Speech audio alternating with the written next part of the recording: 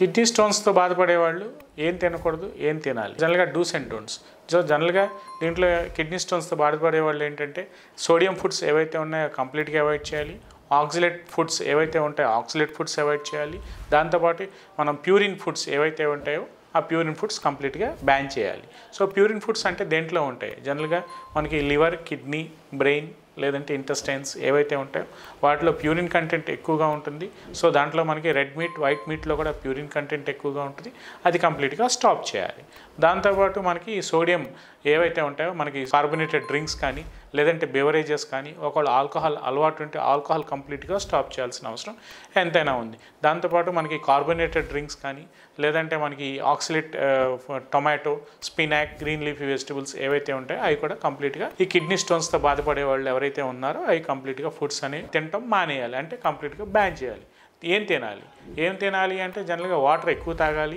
జనరల్గా 4 to 5 litres of water అనేది రెగ్యులర్గా తాగుతూ ఉండాలి. వాష్రూమ్ వచ్చినప్పుడు యూరిన్ ఆపుకోకుండా రెగ్యులర్గా వాష్రూమ్కి వెళ్ళటం అనేది ఒక హ్యాబిట్ లాగా చేసుకోవాలి. దీంతోపాటు ఇంకొక డౌట్ ఏదైతే ఉంటుందో పాలు అంటే మిల్క్ సోర్స్ ఫుడ్స్ ఏవైతే ఉంటాయో తినొచ్చా, కంప్లీట్గా తినొచ్చండి. మిల్క్ సోర్స్ ఫుడ్స్ కానీ సోయా కానీ పనీర్ కానీ ఇట్లాంటివి వాడుకోవచ్చు. వీటి వల్ల ఏం కిడ్నీ స్టోన్స్ ఏమి డెవలప్ కావు, వాటి వలన కూడా ఏం పెద్దది కావు.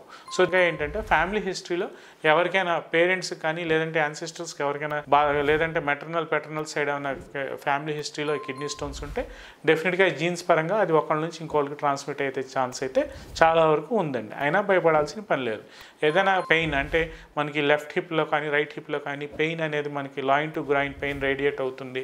ఒకవేళ ఏదైనా కొద్దిగా మనకి అన్కన్వీనియంట్ అంటే మూత్రం పోసేటప్పుడు మంట, నొప్పి ఎలా ఉంటుంది, అలాంటివి ఉన్నప్పుడు జనరల్గా ఒక సింపుల్ అల్ట్రాసౌండ్ చేసుకుని దాని ద్వారా మీరు హోమియోపతి ట్రీట్మెంట్ తీసుకోవాలి అనుకుంటే హోమియోపతి ట్రీట్మెంట్లో మనకి కంప్లీట్గా ఆ స్టోన్ సైజ్ బట్టి హోమియోపతిలో చాలా మంచి మెడిసిన్స్ ఉన్నాయండి. సో ప్రాపర్గా మీరు మంచి హోమియోపతి డాక్టర్కి అప్రోచ్ అయితే ప్రాపర్గా దానికి 100% పర్మనెంట్ అండ్ సేఫ్ ట్రీట్మెంట్ ఉంది అని నేను చెప్పదలుచుకున్నాను. ఇంకా మీకు ఏమైనా డౌట్స్ ఉంటే మాకు మెసేజ్ చేయొచ్చు, మేము మిమ్మల్ని గైడ్ చేస్తాం. Thank you.